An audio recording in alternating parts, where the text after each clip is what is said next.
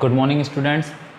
हम जो है 10.4 स्टार्ट कर चुके थे और 10.4 का क्वेश्चन नंबर फर्स्ट और सेकंड हमने कवर कर लिया था। अब जो है हम क्वेश्चन नंबर थर्ड, फोर्थ और फिफ्थ कंप्लीट करेंगे इस वीडियो में। तो देखो मैंने यहाँ पे question number third, fourth, fifth तीनों को नोट डाउन कर दिया है। अब हम इसके सॉल्यूशन को देखेंगे तीनों क्वेश्चंस के। देखो ये क्वेश्चंस जो 10.4 के जो क्वेश्चन है ये एग्जाम पर्पज से बहुत ज़्यादा इंपॉर्टेंट क्वेश्चंस हैं, मोस्टली आते हैं, है ना, क्योंकि सारे के सारे एक तरह से थ्योरम बेस्ड है ना।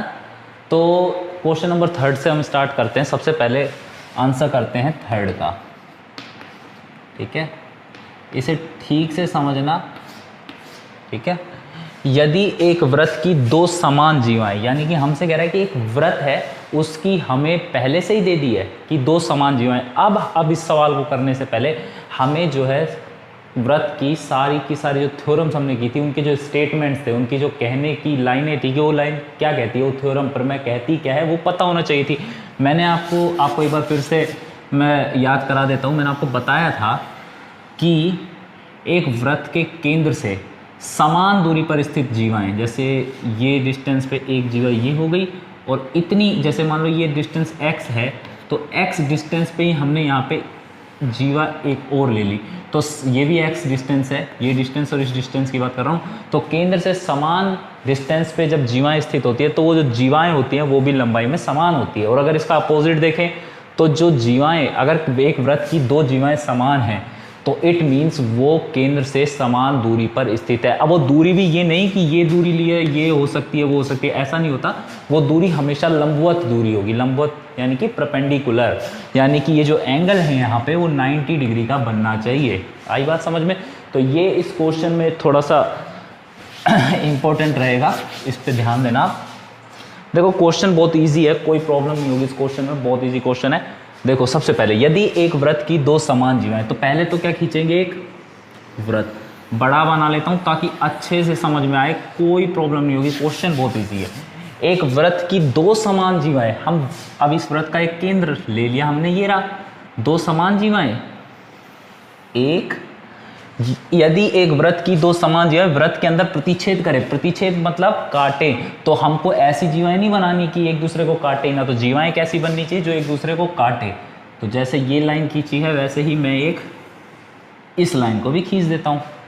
आ गई बात समझ में? तो ये कहना चाह रहा है ये यहां तक की लाइन, इनका मैं नाम दे देता हूं। इस जीवा को मैं दे रहा हूं AB नाम और इस जीवा को मैं दे रहा हूं CD नाम। दोनों के प्रतिच्छेद कर रही है, मैं इस बिंदु का नाम दे देता हूं M और व्रत के केंद्र का नाम दे देता हूं O, ठीक है। यहां तक कोई प्रॉब्लम नहीं।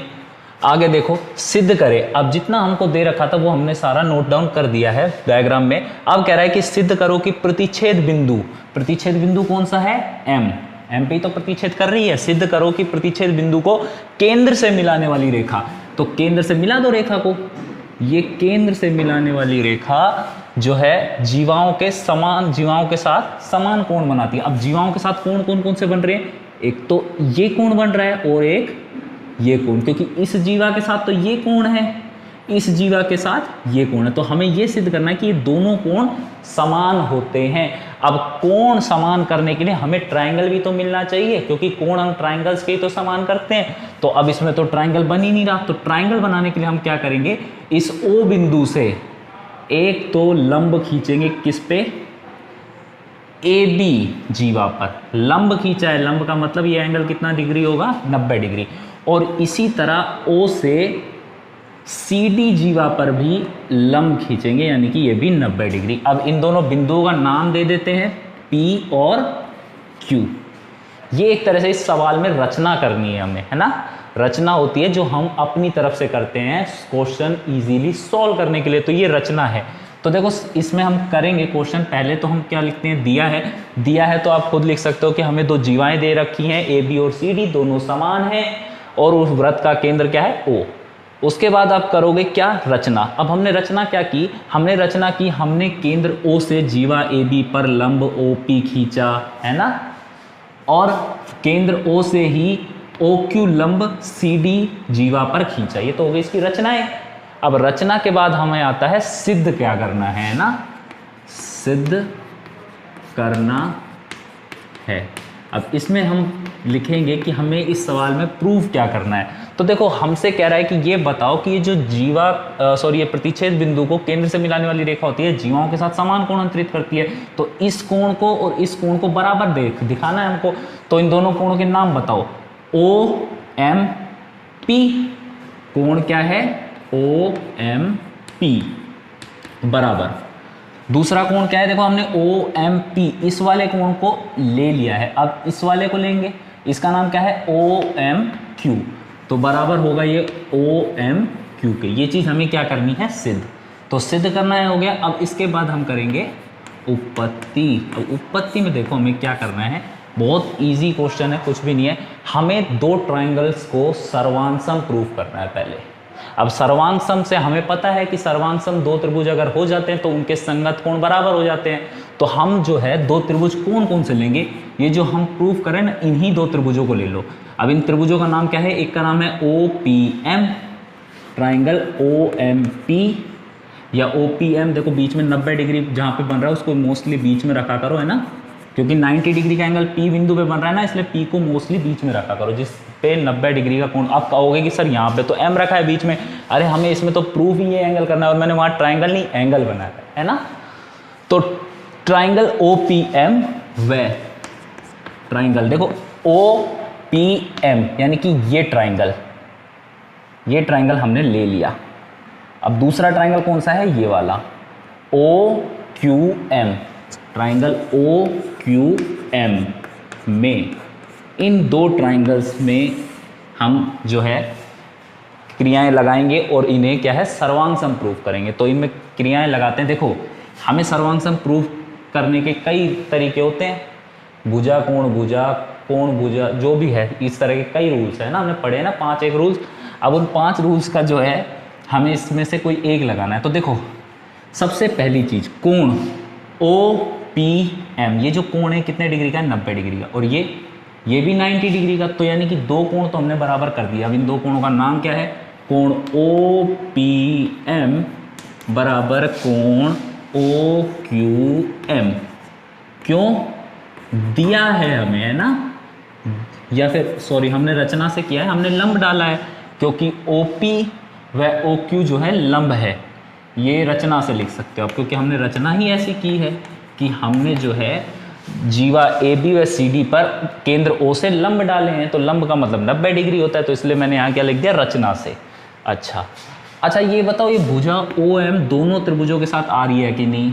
ये ओ एम इसमें भी आई, इसमें ये ओ एम आई। तो ओ एम बराबर ओ एम, क्यों? उभय निष्ठ भुजा, है ना।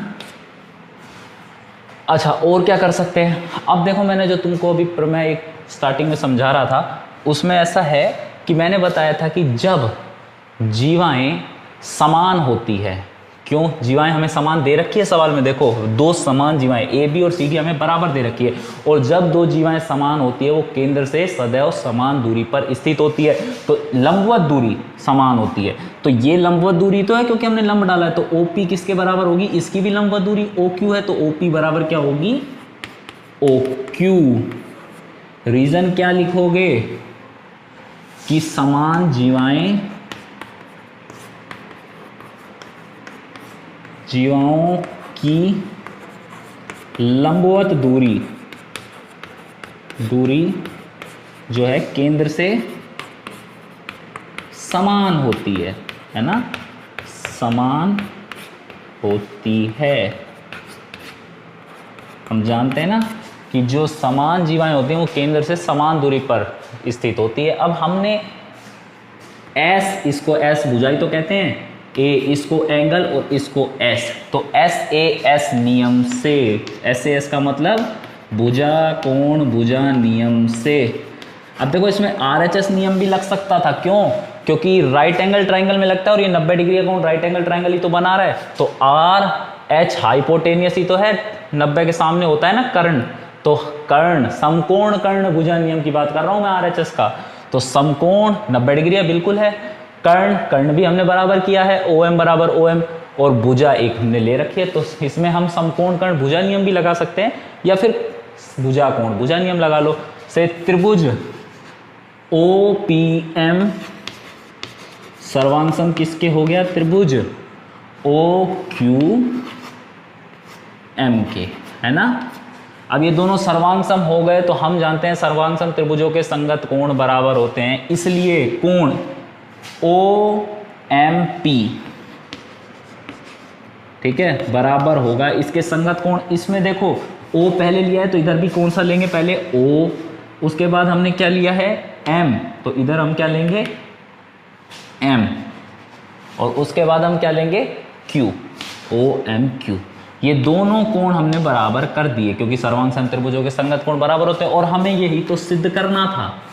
आ गया ना?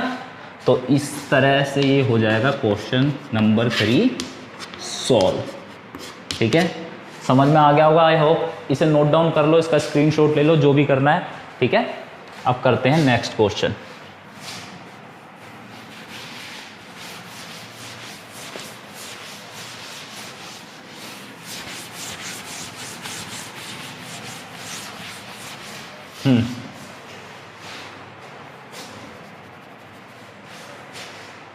क्वेश्चन नंबर 4 नंबर क्वेश्चन अगर आप देखोगे तो ये कह रहा है कि यदि एक रेखा दो सकेंद्रीय वृत्त, देखो सकेंद्रीय वृत्त समझ में आना चाहिए, सकेंद्रीय यानी कि जिनका केंद्र क्या रहे समान, दो ऐसे वृत्त, जैसे हम दो वृत्त बना लेते हैं,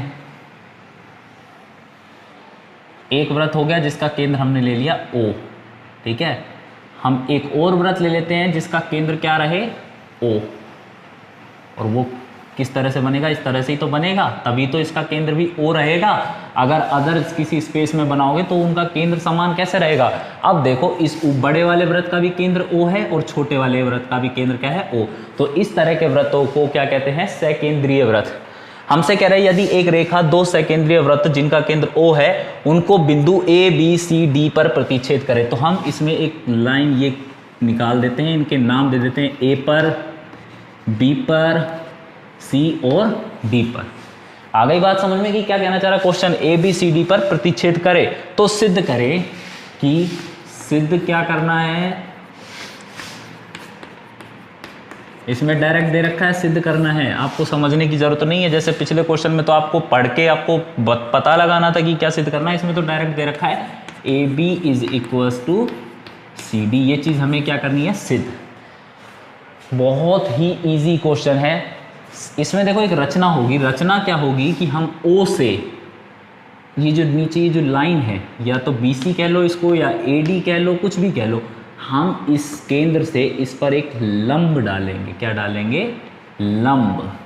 ठीक है, लंब का मतलब 90 डिग्री का कोण बनाए, है ना। हमने अगर देखना चाहते हो तो ये देखो रचना क्या है इसमें, O, अब इसका नाम दे देते हैं, M दे देता हूं मैं नाम, OM लंब डाली है, AD नाम दे दूं AD पर, ठीक है, AD पर हमने OM लंब डाला। अब रचना हो गई, सिद्ध करना होगी, दिया है आप लिख सकते हो खुद। तो अब देखो उत्पत्ति इसकी कैसी होगी। अच्छा ये बताओ, मैंने तुमको एक थ्योरम में बताया था कि वृत्त की जीवा पर केंद्र से डाला गया लंब जीवाओं को दो समान भागों में विभाजित करता है। इसका मतलब हुआ कि यहाँ पे अगर O है, यहाँ पे M है, तो AM बराबर होता है MB के। याद है कि नहीं? हम जानते हैं कि वृत्त के केंद्र से जीवा पर डाला गया लंब जीवाओं को दो समान भागों में विभाजित करता है। बिल्कुल। तो ये बताओ ये छोटे वाले वृत्त को पहले ले लो, छोटे वाले वृत्त का केंद्र O है, इसकी जीवा BC है या नहीं, और ये केंद्र लंब डाल रहा है या नहीं, डाल रहा है ना, तो ये BC जीवा को दो समान भागों में विभाजित करेगा। तो ये दो समान भाग कौन कौन से होंगे? BM बराबर MC, इक्वेशन नंबर फर्स्ट। बोलो कोई प्रॉब्लम हो तो। इस थ्योरम को देख के समझो, वृत्त की जीवा पर केंद्र से डाला गया लंब जीवा को दो समान भागों में बांटता है, तो ये जीवा ही तो है BC। अभी इस बाहर वाले को भूल जाओ कि ये क्वेश्चन ये है भी, सिर्फ हमें BC तक दे रखा है, केंद्र है, उससे हमने लंब डाला, दो समान भागों में BM और MC में इक्वल कर दिया, बस कोई प्रॉब्लम ही नहीं है। तो उत्पत्ति की इक्वेशन नंबर फर्स्ट। अच्छा, बड़े वाले वृत्त का केंद्र भी तो O ही है और उसकी जीवा क्या है? AD, और ये भी तो इस पे भी तो लंब ही डाल रहा है, तो इस पे भी लंब डाल रहा है, तो इसको भी समान भागों में विभाजित करेगा। तो इसके दो समान भाग कौन कौन से होंगे? AM बराबर MD, इक्वेशन नंबर सेकेंड। ठीक है, अब कुछ भी नहीं करना, सेकंड माइनस फर्स्ट, बस equation number second minus first. चलो देखते हैं, A M minus L H S में से एल एच एस घटता है ना, तो A M minus B M equal होगा M D minus M C. बोलो कोई प्रॉब्लम हो तो।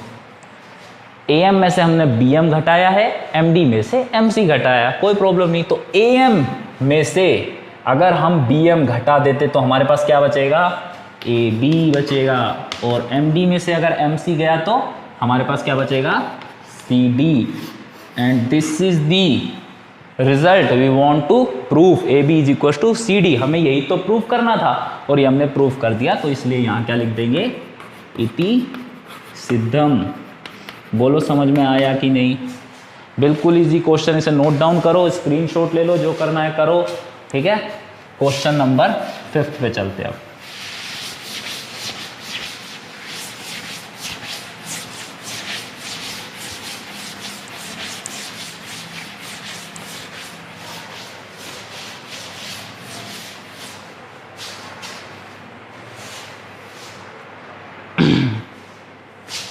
क्वेश्चन नंबर 5th क्वेश्चन देखो, एक पार्क है जिसकी त्रिज्या कितनी है, 5 सेंटीमीटर वाले वृत्ताकार पार्क है। हम एक वृत्ताकार पार्क ये बना लेते हैं, एक वृत्ताकार पार्क, ठीक है।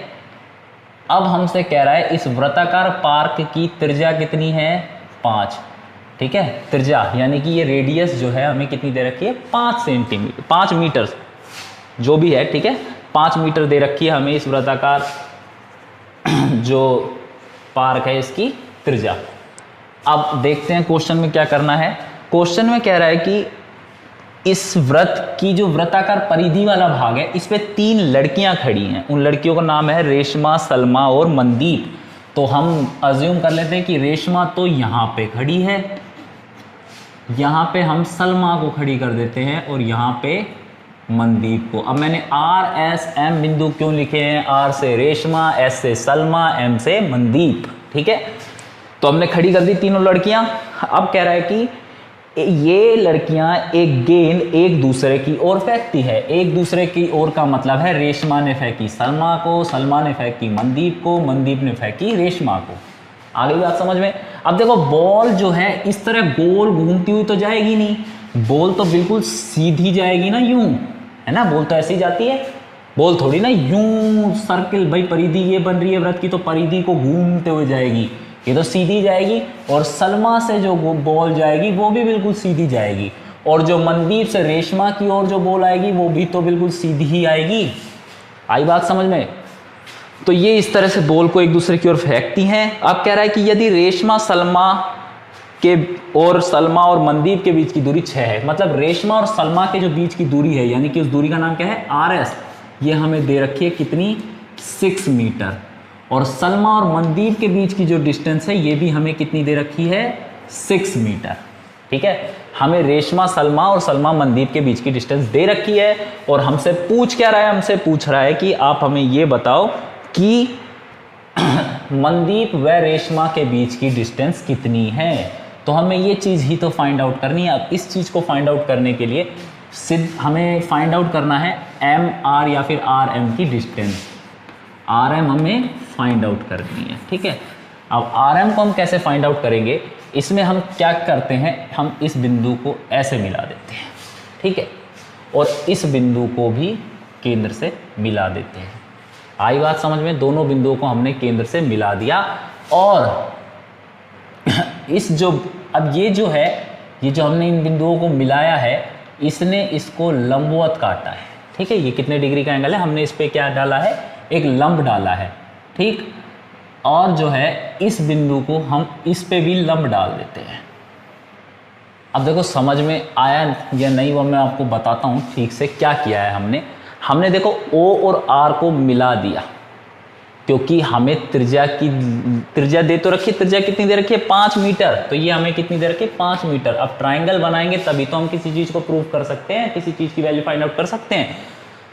तो इसका जो 5 मीटर हमें गिवन है वो रेडियस है। हमने जो है ये आर एम फाइंड आउट करनी है। हम आर एम को एक्स अज्यूम कर रहे हैं, क्या ले रहे हैं, एक्स, है ना।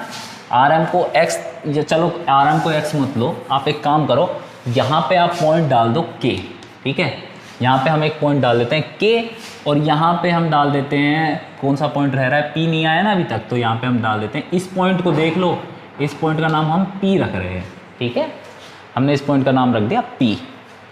तो हमने आर के को एक्स माना है, आर के इज इक्वल टू एक्स। अब आर के को एक्स क्यों माना है वो मैं आपको बताता हूँ, इसको अभी थोड़ी देर के लिए भूल जाओ।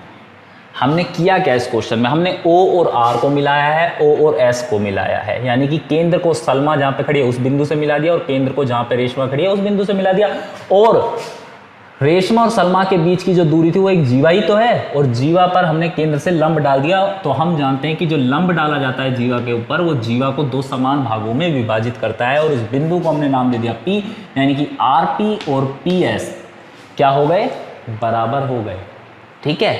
तो हमने ये जो किया है, अब ये हमने क्यों किया है, कैसे किया वो अब बताते हैं। अब आप देखो यहाँ पे हमने क्या बताया, ये 90 डिग्री है, ठीक है। तो 90 डिग्री का मतलब है लंब, और लंब हम जानते हैं लंबवत दूरी, ठीक है, लंबवत दूरी जो होती है वो होती है ऊंचाई। त्रिभुज के लिए जो उसकी लंबवत दूरी होती है वो उसकी ऊंचाई ही तो होती है। तो हम त्रिभुज ORS, आपको ये त्रिभुज दिख रहा है ORS है ना, त्रिभुज ORS का क्षेत्रफल निकालते हैं। बोलो, निकाल सकते हैं? क्या होता है त्रिभुज के क्षेत्रफल का सूत्र, 1/2 गुणा आधार। आधार हम चलो ले लेते हैं, क्या लेंगे, OS ले लें। चलो OS अगर हम आधार ले रहे हैं तो इसके सापेक्ष ऊंचाई कौन सी होगी, यही तो होगी, इसका नाम क्या है, RK, ठीक है। इनकी वैल्यू पुट करते हैं, 1/2 इंटू OS वृत्त की त्रिज्या ही तो है, कितनी दे रखी थी, 5। RK हमने कितनी ली है, x, तो इज इक्वल टू में ये आ गई 5/2x। बोलो आई कि नहीं, ये आया हमारा त्रिभुज ORS का क्षेत्रफल 5/2x। अच्छा, अब हम जो है एक बार दोबारा निकाल के देखें, क्या, त्रिभुज ORS का क्षेत्रफल, लेकिन इस बार हम जो है ऊंचाई किसी और आधार के सापेक्ष लेंगे। दोबारा से निकालते हैं त्रिभुज ORS का क्षेत्रफल, 1/2 गुणा आधार। हमने अभी आधार OS लिया था ना, इस बार हम आधार ले रहे हैं RS। आधार तो कोई सा भी ले सकते हैं, बस ऊंचाई उसके संगत लेनी चाहिए। तो RS अब आधार लिया है तो उसके संगत ऊंचाई कौन सी होगी, OP, क्योंकि ऊंचाई हमेशा संगत देखी जाती है ना, तो उसके संगत ऊंचाई हो गई OP। बोलो, इनकी वैल्यू पुट अगर करोगे तो 1/2, RS की वैल्यू आपको गिवन है, रेशमा और सलमा के बीच की डिस्टेंस कितनी है, 6 मीटर, और OP, अब OP की जो वैल्यू है वो क्या होगी वो आपको मालूम नहीं है। तो अब OP की वैल्यू हम कैसे फाइंड आउट कर सकते हैं, ये आप देखिए कि हमने यहाँ से ये लंब डाला है, बिल्कुल डाला है। हम जानते हैं कि लंब जीवा को दो समान भागों में बांटता है, ये 6 मीटर है, तो ये दो समान भाग कितने कितने मीटर के बनेंगे, 3-3 मीटर के। ये लंब है, हमें लंब के सामने कर्ण दिया हुआ है 5, एक जो हमें आधार दे रखा है, मान लो 3 आधार, ऊंचाई कुछ भी मानो। हमें तीसरी भुजा फाइंड आउट करनी है, पाइथागोरस प्रमेय का नाम तो सुना ही होगा। क्या होता है, कर्ण का स्क्वायर बराबर आधार का स्क्वायर प्लस लंब का स्क्वायर। कर्ण कितना दे रखा है, 5, क्योंकि 90 के सामने क्या होता है, 5 कर्ण, तो 5 का स्क्वायर। आधार चलो मान लेते हैं 3 का स्क्वायर प्लस लंब का स्क्वायर हम फाइंड आउट कर रहे हैं। लंब क्या है, OP, तो OP का स्क्वायर बराबर आ जाएगा 5 का स्क्वायर 25, और ये 3 का स्क्वायर 9, इस साइड आएगा तो 25 में से 9 गए तो 16, और OP इज इक्वल टू आ जाएगा कितना, 25 में से 9 गए तो 16 का स्क्वायर आ जाएगा 4, तो OP इज इक्वल टू 4। आई बात समझ में, पाइथागोरस प्रमेय से हमने OP की वैल्यू फाइंड आउट कर ली, तो यहाँ पे OP की वैल्यू पुट कर दो। 2 से गया 3 टाइम्स और 3 4 जा 12। अब ये देखो, ये दोनों जो चीजें आई है, एक तो आई है 5/2x और एक आई है 12, ये दोनों है तो त्रिभुज ORS का क्षेत्रफल ही, कुछ और थोड़ी ना है। तो त्रिभुज ORS का क्षेत्रफल इक्वल ही तो होगा, तो दोनों को इक्वल पुट कर दो। क्या करोगे, देखो आपको नोट डाउन कैसे करना है वो समझ लो। आपको पहले तो जो है फर्स्ट जो पार्ट है ये आपको नोट करना है, उसके बाद सेकंड नंबर पे आपको ये नोट करना है, थर्ड नंबर पे आपको ये नोट करना है, 4 नंबर अब मैं करा रहा हूँ। क्या करोगे हमने ORS का क्षेत्रफल 2 टाइम निकाला है, तो दोनों को इक्वल पुट कर दो, क्योंकि कितने टाइम निकाल लो और इसका क्षेत्रफल थोड़ी ना चेंज हो जाएगा। बराबर किसके हो जाएगा 12 के, क्रॉस मल्टीप्लाई करोगे 12 टू हो जाएगा 24, 5 अपॉन में चला जाएगा, x इज इक्वल टू आ जाएगा 24/5, तो ये इक्वल टू आ जाएगा 0.8 मीटर। ये आपकी वैल्यू किसकी निकल के आई है, x की। x आपने किसको लिया था, आर के को। आर के आपका क्या था, x इज इक्वल टू आया कितना है ये 4.8 मीटर। अब हम जानते हैं लंब है तो ये समान भागों में तो इसने बांटा था, तो x का दुगना कितना हो जाएगा rm, तो rm इज इक्वल टू हो जाएगा 2x, तो 2 into 4.8 is equal to 9.6 metre is the last answer. ठीक है, सॉल्यूशन कंप्लीट। आई होप आपको क्वेश्चन समझ आ गए होंगे। आज के लिए इतना ही, बाकी नेक्स्ट क्वेश्चन हम करेंगे अगली वीडियो में। ओके।